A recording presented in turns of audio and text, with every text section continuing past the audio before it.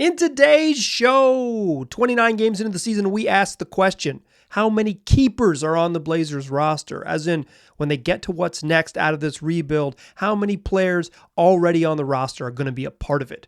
Welcome to Locked On Blazers. Let's get into it. You are Locked On Trailblazers, your daily Portland Trailblazers podcast. Part of the Locked On Podcast Network, your team every day. What's up, world? It's your past first point guard and Trailblazers reporter, Mike Richmond. You're listening to another episode of Locked On Blazers, part of the Locked On Podcast Network, available wherever you get podcasts, and also on YouTube. Thanks for making this show your first listen, coming at you each and every weekday, Monday through Friday. So start your days with it. Make it part of your daily routine. Tell your friends to do the same. It's Locked On Blazers, your team every day. In today's show, we're talking keepers. As in, how many dudes already on the roster are going to be part of what's next? This iteration is the early stages of a rebuild. And when they get out of this early stage into whatever the next stage is, what I want to ask and work through today are how many players do we know at this stage early in the season? We're at the 35% mark, the classic 35% check-in, 29 games into the season. But everyone always does this, right? But at the 35% mark, at the 29 game mark, how many players who are on the roster currently are going to be part of what's next? This is kind of a episode inspired by a conversation with listeners via email. LockedOnBlazersPod@gmail.com is a place to find me. LockedOnBlazersPod@gmail.com for those of you who want it repeated for you. But, shout out to Nathan and John and Scott who sent me emails and kind of got me down this path.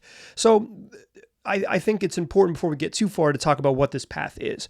And to do that, I'm going to do the old hackiest way to write an essay and say, Webster's Dictionary defines keepers as, no, please, if you are essay writing age and you are listening to my voice, please don't do that. Please don't write that way. Please don't write that way. I love the written word. You can do better. But my definition of keeper is, for this instance, is from the beginning stages of this rebuild to the next iteration, when the Blazers get good.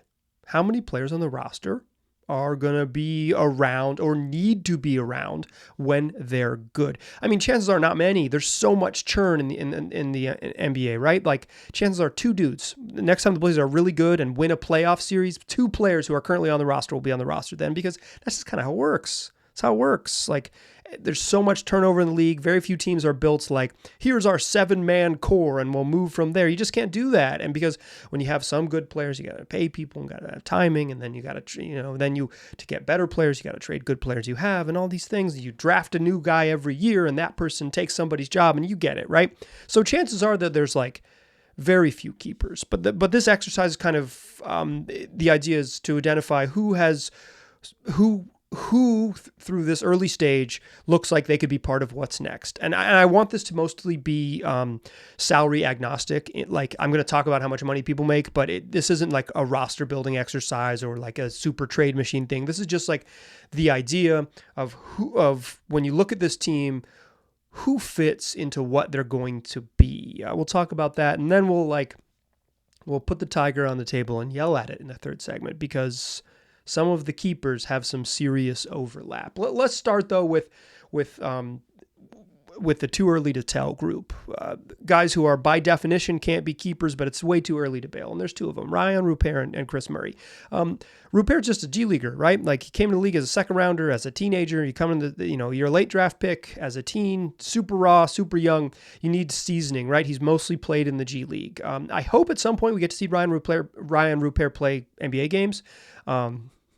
I know how the Blazers do after the All-Star break. I have a feeling we may get to see some Rupert, because they're pretty brazen with the losing. Although this year maybe they don't have to be. We'll see. And maybe they can't catch San Antonio and Detroit, so they won't really be running towards the bottom. But yeah, if the Blazers need to fake injuries, I believe in them faking injuries to play Ryan Rupert some minutes. But I'd like to see him play in 18 minutes, 5, 6, 7, 8 games, and see what he is against NBA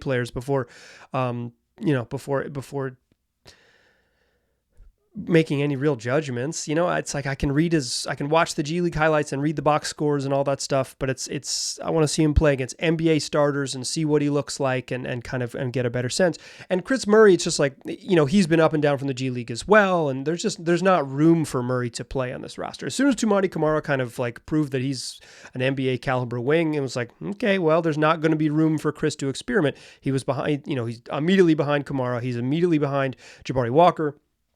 And he's behind Jeremy Grant. He's behind Matisse Thybulle, who's playing most of his minutes at the 3, with some time at the 2 and 4 mixed in there. Hopefully less at the 4 here in the future, as long as the Blazers stay healthy. But it is, regardless of it, like we haven't seen Murray a ton, and there's not room for him a ton. And I haven't really been enamored with his minutes. That isn't to say that I don't think he can be an NBA player. It's just when I watch him, he doesn't sparkle for me. I don't see the spark necessarily. My heart doesn't flutter. Like, he might be good. He's like a big wing, and he has an okay looking jump shot that maybe doesn't go in super frequently. He competes hard on defense, but I'm just like, I'll keep it real. I haven't been super enamored with his minutes. But these are like, by definition, we're at the 29 game mark.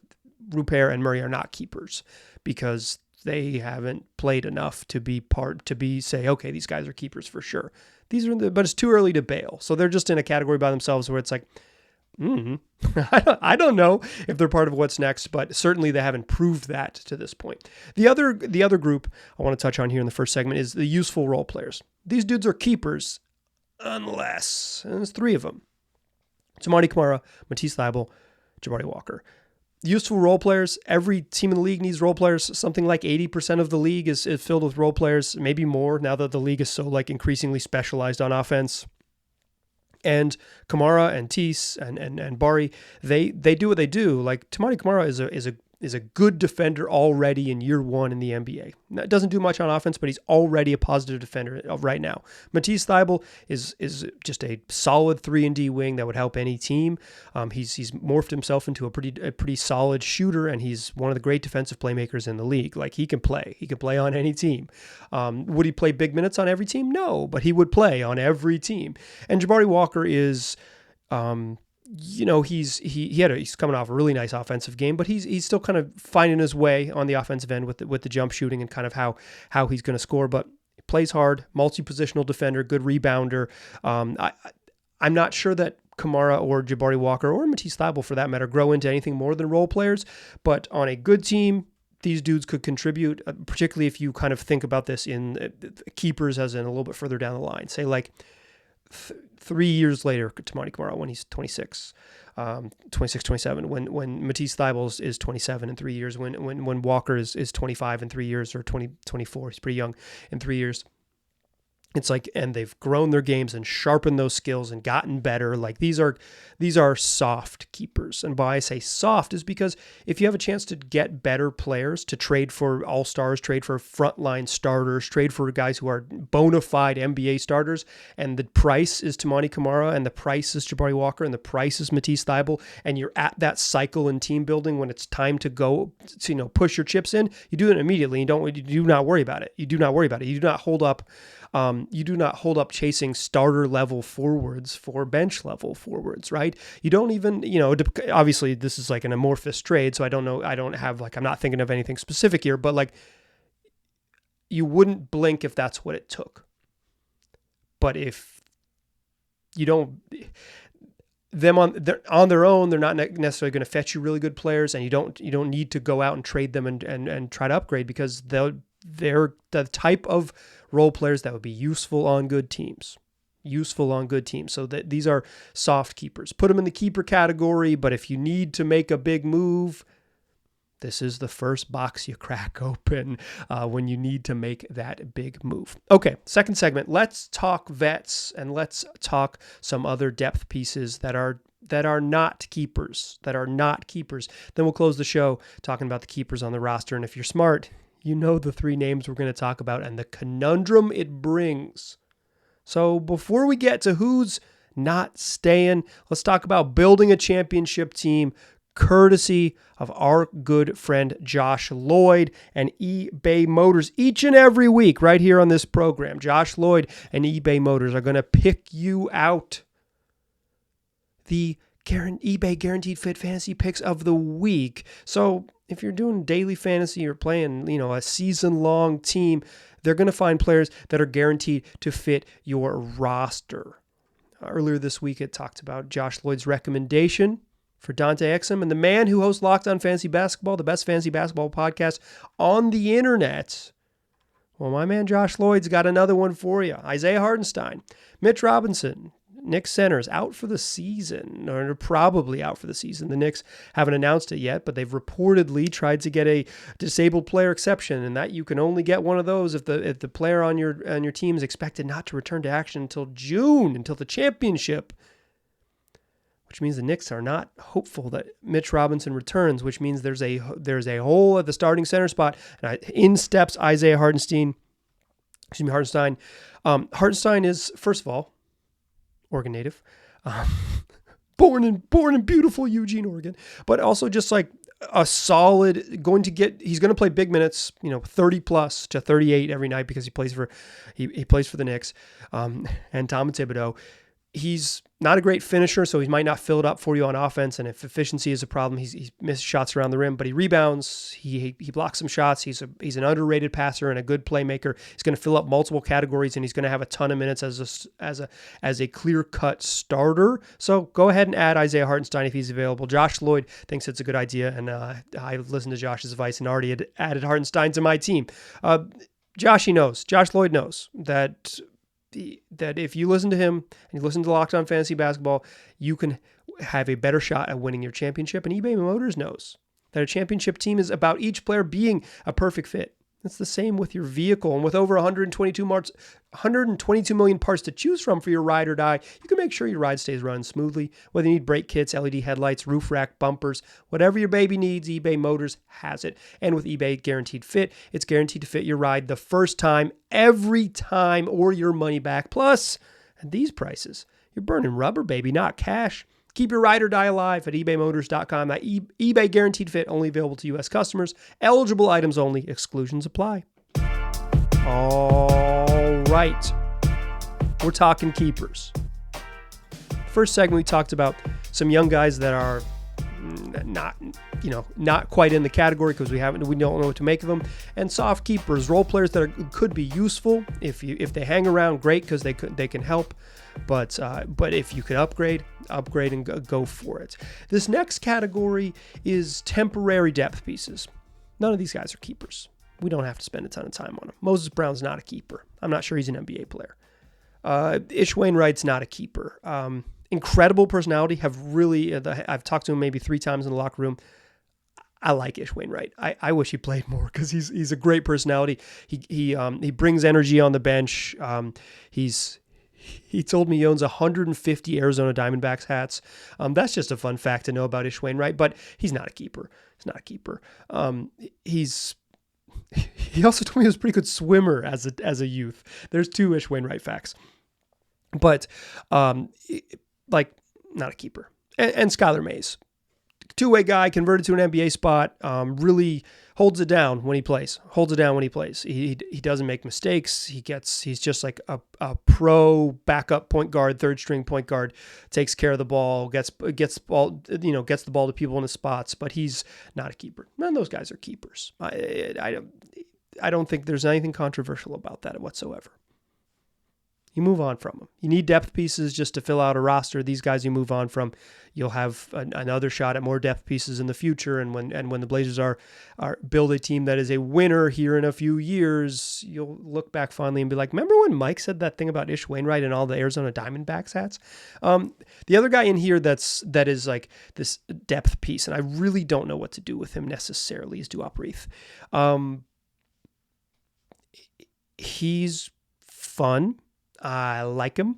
I do not think he's good enough defender or rebounder to be a starting center in the league. Certainly not next to Jeremy Grant, but he's, and in the future, Jeremy Grant may not be on the roster. Stay tuned for about 1 minute from now.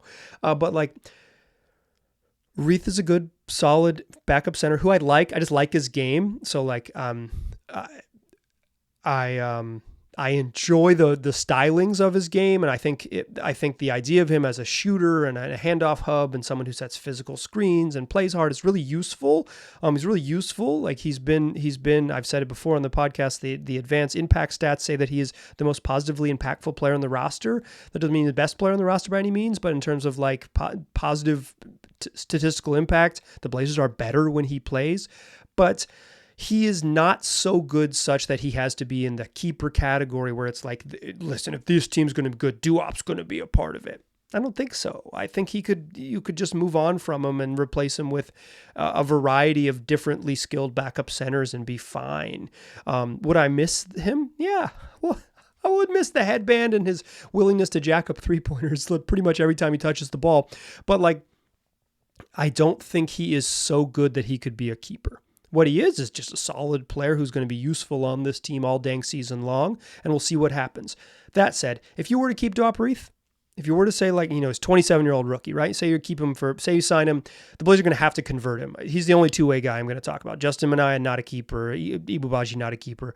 I'm not sure either of those dudes are NBA players or ever will be. But like, Duop Reath is like, they're going to sign him to a contract. My assumption would be, he plays. He's like the best center on the roster right now. Small sample size, but he is. Like I assume they cut Moses Brown or Ish Wainwright in January when you get up against guaranteed contract time, and they convert Duop Reath to an NBA deal, and he gets a full length contract. If they were to sign him, and I think they probably will try to one of those like guaranteed this year, non-guaranteed for multiple years in the future. Say they sign him to a 1+1+1. So fully guaranteed for the rest of this season, non-guaranteed for 2 seasons beyond it. That's great. That's fine. And if he could be helpful for the next 3 seasons, great. Like, sure. That good for Duop to earn the job. Good for the Blazers to kind of have that flexibility. But I don't know. It's not. If he walks at the end of this season, they'll move on into the future with a different look. Okay, an extended thought on Duop Reath because he's been good. The next category, so all those guys are not keepers. All those guys can go. And continuing in that thread, good vets who are not keepers. DeAndre Ayton's not a keeper. He's not part of what's going to be the next good team. I thought DeAndre Ayton was going to spread his freaking wings here. I really did. I was kind of out on DeAndre Ayton, and I talked myself into him in training camp. I said, you know what? He's really saying the right things. He's got good energy. He's gonna be out of Phoenix, and he's gonna just have this opportunity. He's gonna seize it, and he's gonna be the player that he's capable of being because he's really talented. And he just hasn't been. I've been disappointed with. I thought he was more ambidextrous than he was. I would say just like a skill thing. I thought he was. I swear in Phoenix, he used to take like quick, decisive mid-range jumpers on pick and rolls when he catches it. I feel like he stopped doing that a little bit. He's just been a little more slow and deliberate. Blazers spacing has made it hard for him to be a post-up threat. And then like the physicality and the effort stuff has waned. There are nights when he doesn't bring it, and it's frustrating. He's just not a keeper. Is he possible to get rid of? I have no idea. I don't think so. I think he's a Blazer until his contract runs out.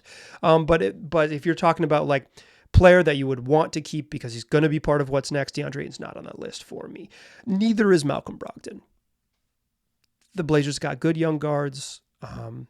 Is Malcolm Brogdon better than Shaedon Sharpe and Scoot Henderson? He is. He's better than those two gentlemen right now. The whole point of the Blazers roster is to hope that they're better than him very soon.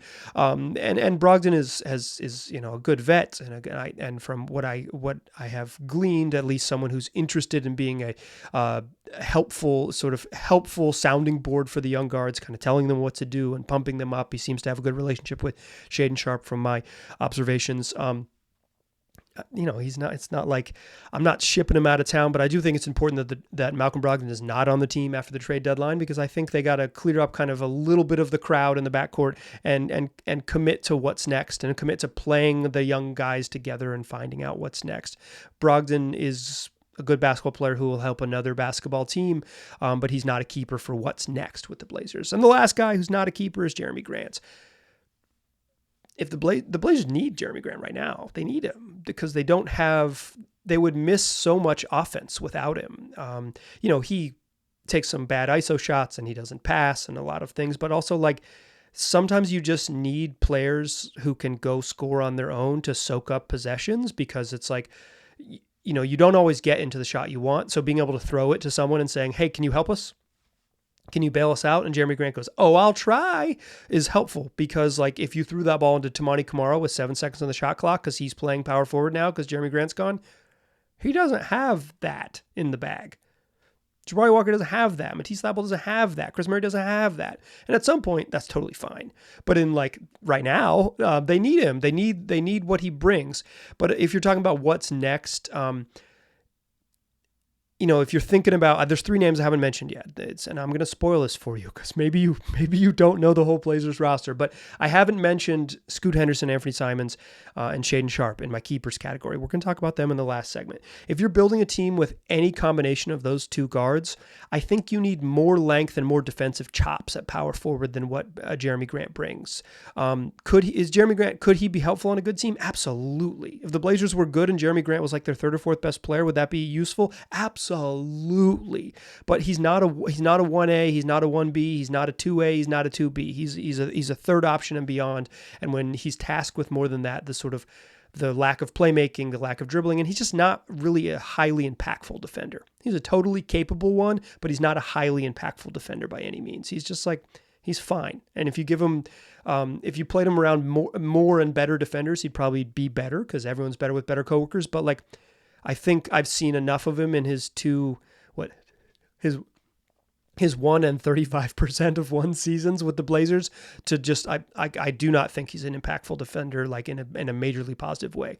I think he's an offense-focused, rebounding, challenge power forward, which in a specific role could be really useful, but in terms of keepers for the Blazers, I don't think so. The last guy on this list, and we'll do it quickly, is Rob Williams. I don't think he can be a keeper because I don't think you can count on his health. The healthy version of Rob Williams is close to perfect for what the Blazers need. The reality is that Rob has had a lot of trouble staying healthy, and that's at this point in the season with as little as he's played, you cannot possibly put him in the keeper category. But you can put the idea of Rob Williams very squarely in that keeper category. Very squarely, but the actual Rob Williams, you can't put him there.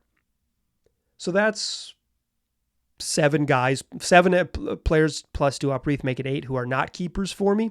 There's 3 keepers, guaranteed keepers on this roster. The problem is they have too much overlap. Let's talk about the 3 guard thing, the big thing for the Blazers to close the show. But first, I want to tell you about PrizePicks. It's daily fantasy made easy. It's the most fun way to play daily fantasy sports. I do it on the app. You can make your entries in about 60 seconds. Honestly, PrizePicks wants me to tell you in 60 seconds. It takes me longer than that. I'm slow with my decisions. I'm careful about my choices, and what the choices I'm making are just more or less than the projections set by PrizePicks. Takes me about 90 seconds. 60 seconds, very fast. 90 seconds, 2 minutes, that's about how long it takes an entry. So I played the NBA. It's things like points, rebounds, assists. PrizePicks sets the stat lines. I say more or less than the stats they are picking, and it's just me versus those numbers. No field, no sharks, nothing like that. It's just you versus the line set by PrizePicks. So if you want to get involved, go to prizepicks.com/LockedOnNBA and use the promo code LockedOnNBA to get a first deposit match up to $100. They want to give you some free money to play with. So if you're a first-time user, visit prizepicks.com/LockedOnNBA and they'll match you dollar for dollar on your first deposit up to $100 when you use that promo code LockedOnNBA. That's PrizePicks Daily Fantasy made easy. Still a pass first point guard. I'm still Mike Richmond. You are still listening to Locked On Blazers. We're talking keepers. And there's 3 names that I haven't gone in depth on. Scoot's a keeper. Scoot Henderson is a keeper. He's 19 years old. He's had a rough, rocky start and looked like a teenager in the NBA, but slowly but surely over the last 8 or 10 games, he's looked like someone who is figuring it out and how to use his athleticism, how to play not just at 100 miles an hour, but at 5 miles an hour and then 25 miles an hour and then 85 miles an hour and then 5 miles an hour again and then 100. Like the change of pace and the pacing, and particularly as a half-court player, has gotten a lot better. The decision-making has gotten a lot better. The jump shot starting to go in with some regularity. The turnovers down a little bit very recently. he's starting to get there. And if you're when you're talking about young players, that's what you want. You want them to improve. And Scoot's a keeper because he's 19 and he's improved a little bit. And as he plays more games, you can bet on him continuing to improve. He was drafted as a 3rd overall pick. He's a keeper because he's talented enough and you're invested in him enough that he can be what's next.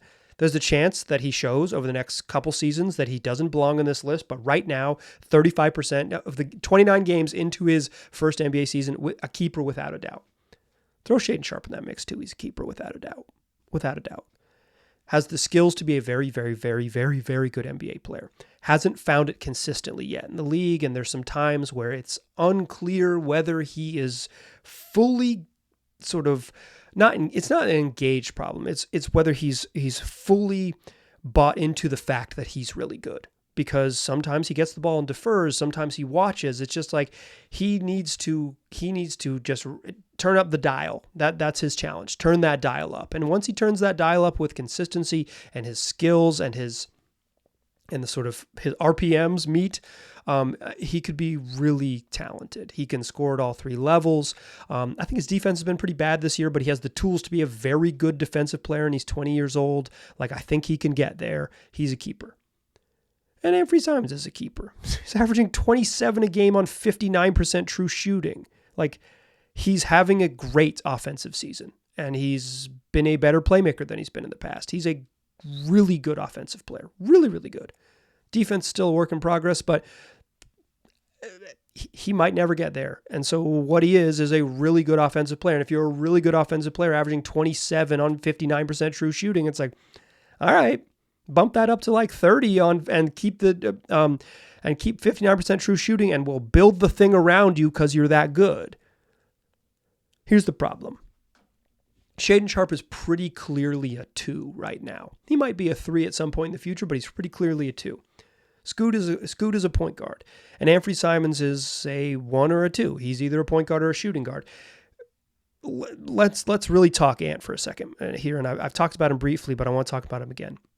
On offense, he can play either position. He can be an off-ball guy and play and be someone who comes off screens and spaces and is on the second side and hits step backs and attacks bent defenses and hits catch and shoot jumpers and kills teams because of his catch and shoot ability, because of his ability to, score late clock, his ability to take little step backs. He can be an on-ball guy because he can accept double teams. He can just say, if you don't double team me, there's no way this dude can stop me from getting a jumper off. He's been way better at getting to the rim this year. He's been way better at saying, I'm good. If I get to my right hand, I know I can score, and he finds ways to get to his right hand. He can score a little bit with his offhand as well. He's really improved as a 3-level scorer and as a decision maker. He can play point guard on offense. He can play shooting guard on offense. It's the other side that's the problem with Ant. And in conjunction with these other guys, if Ant is a negative on defense, I do not think he can play shooting guard full-time in the league, because the future of good teams is size at those positions. It's rangy defenders on the wing. You can kind of get away with, our center's really big, but he's not an elite versatile defender, and our point guard is not much of a defender, but in that 2, 3, 4 spots, we guard and we rebound. That's what the good teams do. Not every team has a big power forward that rebounds, but the teams that win, they typically have guys who can sit down in a defensive stance and guard. I'm thinking, Aaron Gordon last year, not this elite rebounder, but he can defend multiple positions, and he's big and physical. If Ant is always going to be a negative defender, and so far he has been in his career, it is hard to play another smaller guard next to him. So can he play next to Shaedon Sharpe? That's a really good question. Let's see what that looks like. Huge part of the rest of the season is to figure out can those two guys thrive together? Is that a 1-2 of the future? And then, for the time being, Scoot is the third guard who mixes in with those two. At the beginning of the year, the Blazers and this podcaster both thought it would be Scoot and Ant to start the season, but as good as a defender as Scoot Henderson might be, he's always going to be 6'2".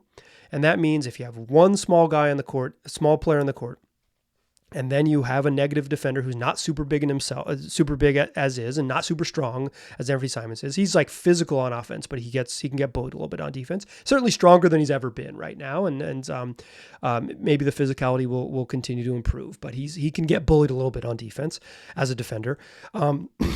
If you're starting Scoot who's 6'2", and you're starting Ant who's a negative defender, you're probably not going to build a very good defense.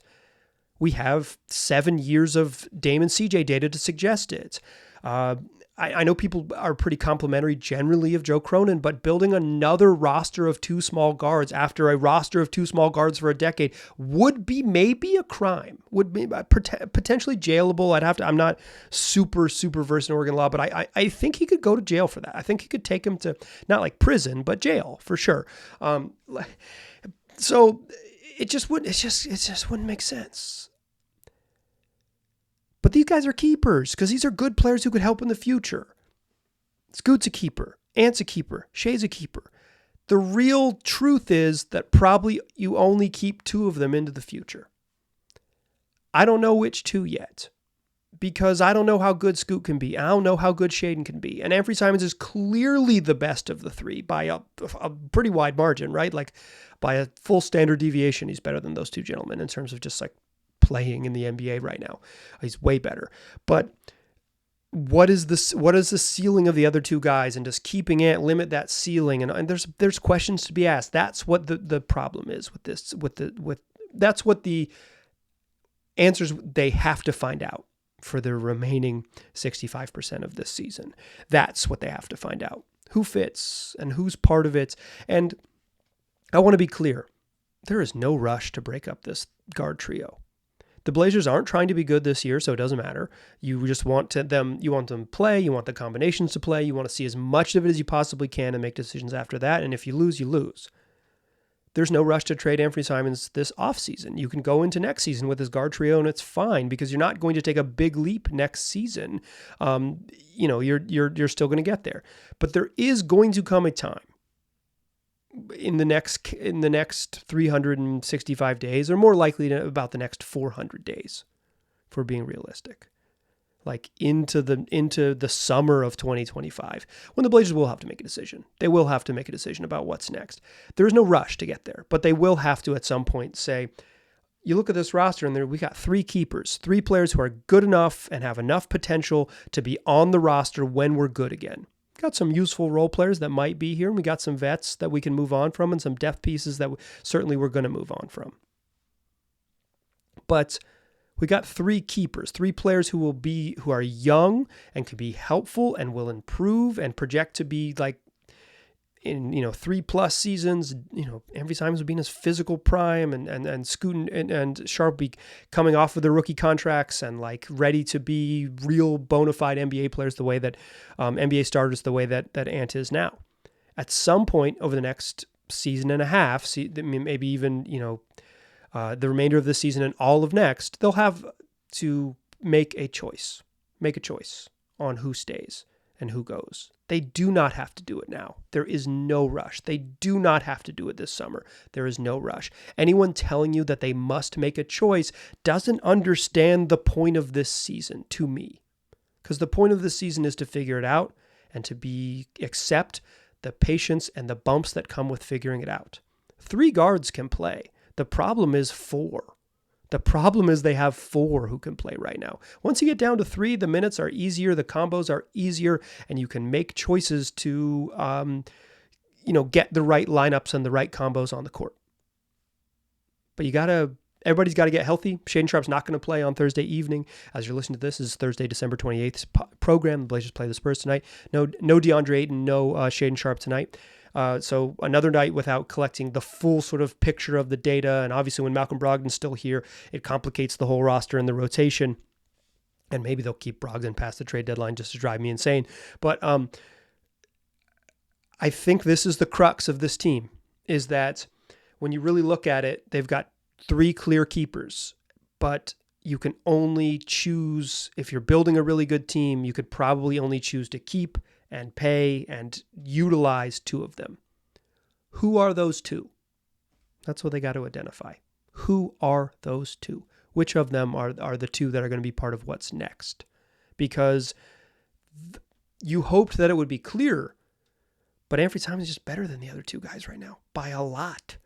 And you don't punt on that level of talent if you were the Portland Trailblazers, because maybe you don't get that level of talent back. You'd have to wait for many more moons. Took Anfernee Simons about 5+ years to be really good in the league. Do they have the patience level to do that again if they punt from him right now? Doubt it. But what if Scoot and Shea are ready before that? And what if they're really good before that? It's the fun part of watching this team grow. It's figuring out which of the keepers end up being guys that you have to say goodbye to. That's going to do it for today's show. Like I said, no Scoot, no DA against the Spurs, but Victor Wembanyama not in the injury report, so we'll get to see Scoot Henderson and Victor Wembanyama play against one another at the Moda Center tomorrow night. Check your feeds the next day for a recap of that show. Then the Blazers and Spurs play again the following night. So over the weekend, you get another show about that one. That's what we do 5 days a week, wherever you get podcasts, and also on YouTube. I appreciate you listening. I'll talk to you soon.